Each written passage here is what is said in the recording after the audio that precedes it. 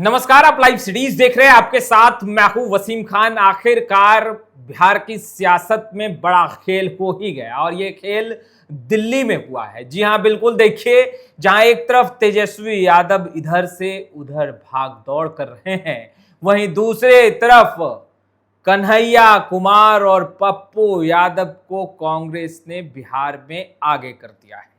और देखिए, सियासत इस कदर गर्म हुई कि फोन भी घनघनाने लगा है, फोन भी घूमने लगा है। अंदर खेमे की बात हम आपको बताने जा रहे हैं। और देखिए, तेजस्वी यादव भी टेंशन में है। हमारे साथ जाने माने पत्रकार, वरिष्ठ पत्रकार रवि उपाध्याय सर हैं। सर, बिहार की सियासत किस ओर जा रही है? दिल्ली में बड़ा खेल हो गया। जहां तेजस्वी यादव इधर से उधर भागदौड़ कर रहे हैं, वहीं कांग्रेस ने अपने दो पहलवान को आगे कर दिया। देखिए, बिहार की राजनीति जो है सो करवट बदल रही है। इसका उदाहरण आपको कई अवसरों पर दिखाई पड़ा और हाल के तो विधानसभा के उपचुनाव बांकीपुर में इसका सामने जीता जागता प्रमाण आपको दिखाई पड़ रहा है। प्रशांत किशोर आपको आगे निकल करके आए, जनसुराज के सूत्रधार। देखिए, कांग्रेस बैकफुट पर रहने वाली नहीं है। तेजस्वी यादव है, कांग्रेस है, इंडिया ब्लॉक है, महागठबंधन है। अब ऐसी स्थिति परिस्थिति में कांग्रेस भी इस बार कुछ ऐसी तरीके से तैयारी करती हुई दिखाई पड़ रही है कि अपने ऐसे धुरंधर को आगे किया है कि अब आपको जेनजी की बात करनी होगी, जो युवा की बात करने की बात है। और देखिए, लगातार जो है सो बिहार की सरकार पर विपक्ष आरोप लगाते रहा है कि बहाली नियुक्ति की प्रक्रिया पर कहीं ना कहीं बैकफुट पर है। तो आप देख पा रहे हैं कि अब जो है सो जेनजी का जब बात आ रहा है, जेनजी का जमाना आ गया, नए युवाओं की बात हो रही है, तो ऐसे में कांग्रेस ने भी बड़ी मुकम्मल तैयारी कर ली है। यह मुकम्मल तैयारी आपको इस लिहाज से दिखाई पड़ रहा है कि हम लोग हमेशा इस बात को कहा करते थे, कन्हैया कुमार जो युवा हैं, प्रखर प्रवक्ता हैं, प्रखर वक्ता हैं और जाना माना चेहरा है कांग्रेस में। आपने देखा कि वह किस दल से आए थे, जो वाम दल से आए थे, सीपीआई से आए थे।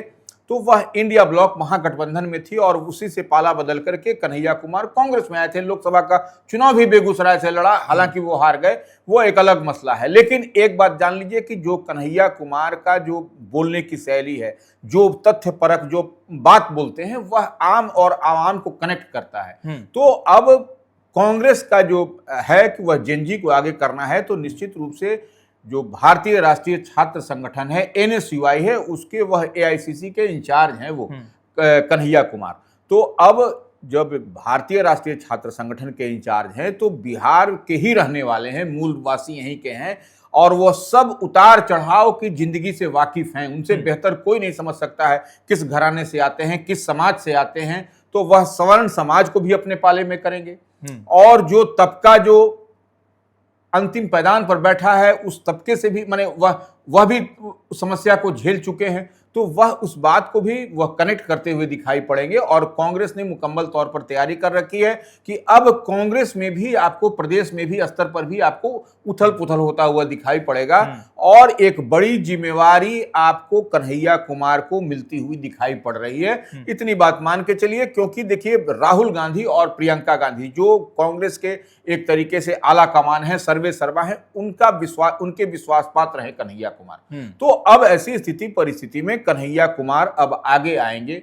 अब रही बात, आपने ऑफ कैमरा हमसे बात कर रहे थे कि राजेश रंजन उर्फ पप्पू यादव जो पूर्णिया से सांसद है, निर्दलीय हैं, झंडा डंडा और बंदा उनके साथ है।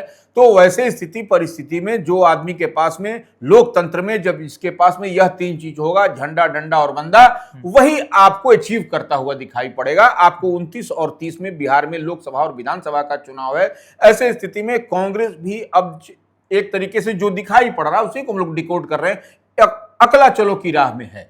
तो वो जब अकेला चलो की राह में है, तो वह इतनी मजबूत तैयारी करेगी कि अगर मान लीजिए कल को जब अलायंस पार्टनर के रूप में कई दल भी आते हैं, उनको भी उससे लाभ होगा। सर, इन दोनों ही नेताओं को लेकर यह कहा जाता रहा कि भाई भी कुमार, पप्पू यादव को तेजस्वी यादव बिहार कांग्रेस में एक्टिव देखना नहीं चाहते हैं। ऐसे में तेजस्वी यादव भी दिल्ली में खूब भाग दौड़ कर रहे हैं, जो पता चल रहा है राहुल गांधी से मुलाकात को लेकर के।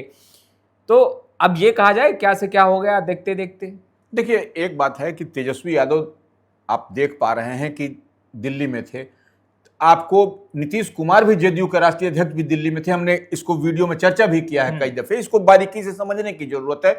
और नीतीश कुमार दिल्ली आते से पटना आते हैं, उसके बाद भागे भागे सम्राट चौधरी मुख्यमंत्री बिहार चले जाते हैं उनसे मिलने के लिए। वह कई तरीके की बात होती है। निश्चित रूप से जब दो बड़े नेता मिलते हैं तो हम बार बार कहते हैं भजन कीर्तन नहीं हुआ, कुछ न कुछ रणनीति, कुछ न कुछ पॉलिसी। और 15 अगस्त को बिहार में पटना के ऐतिहासिक गांधी मैदान में झंडोत्तोलन करना है सम्राट चौधरी को, तो क्या लाइन और लेंथ होगा, इस पर बात हुई। आने वाले भविष्य में फ्यूचर पर बात हुई। जो देश की राजनीति जो करवट बदल रही है, विशेष तौर पर बिहार में आपने देखा कि 22 जुलाई को क्या हुआ, किस तरीके से हुआ। 19 अगस्त को आप देख रहे हैं कि तेजस्वी यादव रोड मार्च, लोक भवन मार्च, राजभवन मार्च की तैयारी कर रहे हैं। अब देखिए उनका पैटर्न भी तेजस्वी यादव का बदला है कि अब तो उन्होंने चिट्ठी जारी कर दिया है कि जितने भी राजद के कार्यकर्ता पार्टी कार्यालय से पैदल मार्च करेंगे 19 अगस्त को, वह तिरंगा झंडा लेकर के चलेंगे। जब तिरंगा झंडा लेकर के चलेंगे तो पुलिस के समक्ष एक बड़ी चुनौती होगी कि कैसे लाठी डंडा चलाएं। ये एक देखिए ये अहम सवाल है, इस बात को समझना पड़ेगा, क्योंकि वह संवेदनशील एरिया में जब वो घुसेंगे, जब उनकी पार्टी राजद जब मार्च करती हुई निकलेगी, तो वह अति सुरक्षित क्षेत्र है जो राजभवन, लोक भवन, मुख्यमंत्री का आवास, तो वो उस एरिया में आपको पुलिस जाने का परमिशन नहीं देगा। तो वहां कन्फ्रंट्रेशन होगा। हम कई दफा इस बात को कह चुके हैं और बड़ी संख्या में लोग आएंगे 19 तारीख को, जो तैयारी राजद की दिखाई पड़ रही है।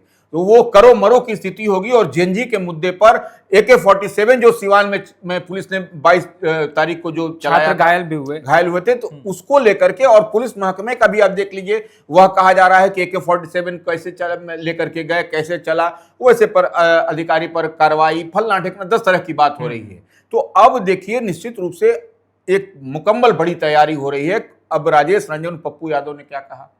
पप्पू यादव ने यही ना कहा कि हमको प्रियंका गांधी और राहुल गांधी की ओर से बड़ी जिम्मेवारी मिली है बिहार में कि इन लोगों को इकट्ठा करना है, इन लोगों को रोजगार देना है, युवाओं को रोजगार देना है, इन लोगों की जो समस्या है, पेपर लीक से लेकर के जो भी मसला है, उसको आपको नेतृत्व देना है। हाँ। आगे बढ़ना है, उनकी समस्याओं का निदान करना है, सॉर्ट आउट करना है। ऐसे में कोई भी युवा अगर यदि है तो अच्छा, तो पप्पू यादव तो शुरू से इस मामले में आगे रहे हैं। यह कहने की बात नहीं है, कोई निर्देश, कोई डायरेक्शन, कोई एक्शन की बात नहीं है। वह स्वयं अपने मन से हर जगह पहुंचते हैं, अपने जाते हैं।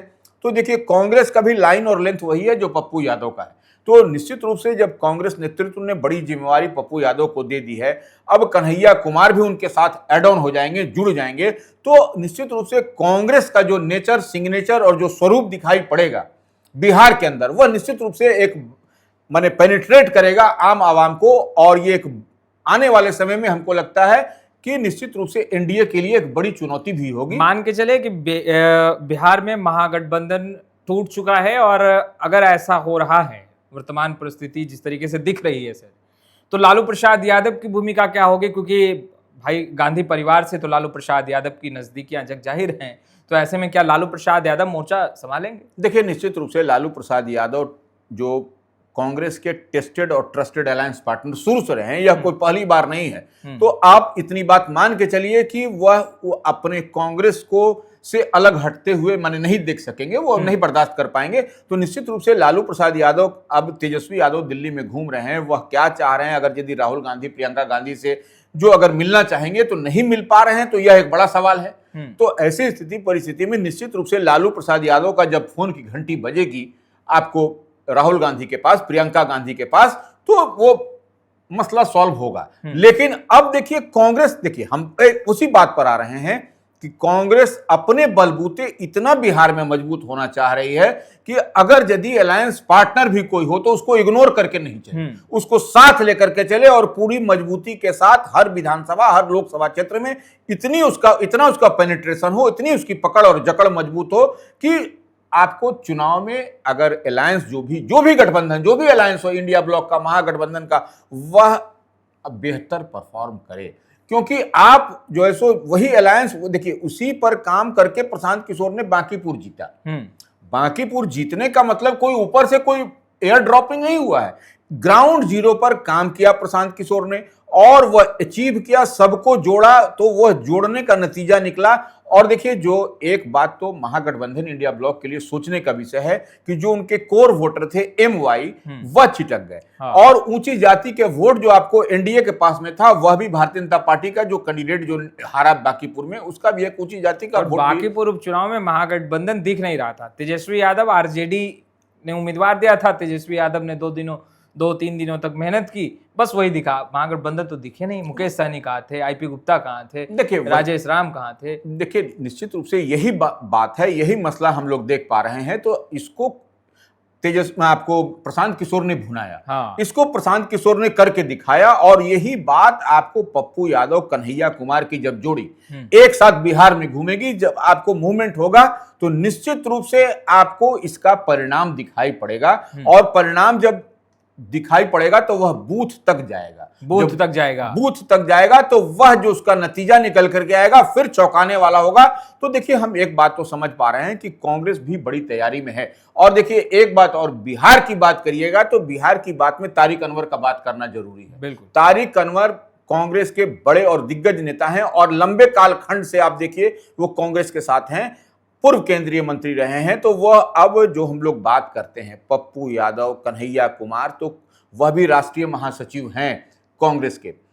तारिक अनवर जो सांसद हैं आपको, तो वो उनसे भी, उनका भी जो मन मिजाज है, वह भी चाह रहे हैं कि कांग्रेस कुछ बेहतर करे बिहार में, क्योंकि बिहार कांग्रेस के वह प्रदेश अध्यक्ष भी रह चुके हैं, हमेशा मुखर तरीके से वो कहते भी रहे हैं। बिल्कुल। तो वह इतनी बात मान के चलिए कि मजबूत पकड़ और जकड़ बनाना है, तो यह सब समीकरण, मुस्लिम चेहरा भी आपको दिखाई पड़ेगा, कन्हैया कुमार भी दिखाई पड़ेंगे, भूमियार समाज से आते हैं, सवर्ण समाज से आते हैं, वह दिखाई पड़ेंगे, राजेश रंजन, पप्पू यादव। जो कहा जाता है कि एमवाई समीकरण आपको इधर से उधर डोल डाल हुआ है, वह आपको दिखाई पड़ेगा। आपको ओवैसी को स्पेस जहां पर मिलता हुआ है, जो सीमांचल में दिखाई पड़ता है, तो सीमांचल से ही आपको आते हैं, आपको तारिक अनवर, सीमांचल से ही आते हैं पप्पू यादव। तो यह भी एक बड़ी तैयारी है, आपको समझने की बात है। और यह जब जोड़ लीजिएगा, जब अपने साथ रखिएगा, तो बेहतर करना है तो यह करना है। और फिर तेजस्वी यादव तो अपनी तैयारी कर ही रहे हैं। आरजेडी के साथ खेला हो गया? नहीं, खेला नहीं हुआ। देखिए, निश्चित रूप से इसको ऐसे एक लाइन में इसको समाप्त करने की जरूरत नहीं है। आरजेडी तैयारी में है। अब देखिए, यह भी एक स्ट्रेटजी का पार्ट एंड पार्सल हो सकता है कि क्या तेजस्वी यादव किस तरीके से बढ़ रहे हैं। और देखिए, हम तो शुरू में ही कहे कि लालू यादव कांग्रेस से कभी अलग नहीं, इतनी बात मान के चलिए, क्योंकि राष्ट्रीय पार्टी है। वह समझते हैं कि बिहार में यदि हम हैं तो देश के स्तर पर आपको अगर यदि कोई पार्टी हमारे साथ है तो वह कांग्रेस है, और दोनों का एक दूसरे से दिल मिला हुआ है। तो लालू यादव के रहते, राष्ट्रीय अध्यक्ष रहते हुए, आरजेडी में तेजस्वी यादव चाहेंगे भी तो नहीं हो पाएगा। इतनी बात मान के चलिए आप। तो आपने सुना वरिष्ठ पत्रकार रवि उपाध्याय सर को। अब तक आपने हमारे चैनल को सब्सक्राइब नहीं किया है, तुरंत सब्सक्राइब कर ले। आपका बहुत बहुत शुक्रिया।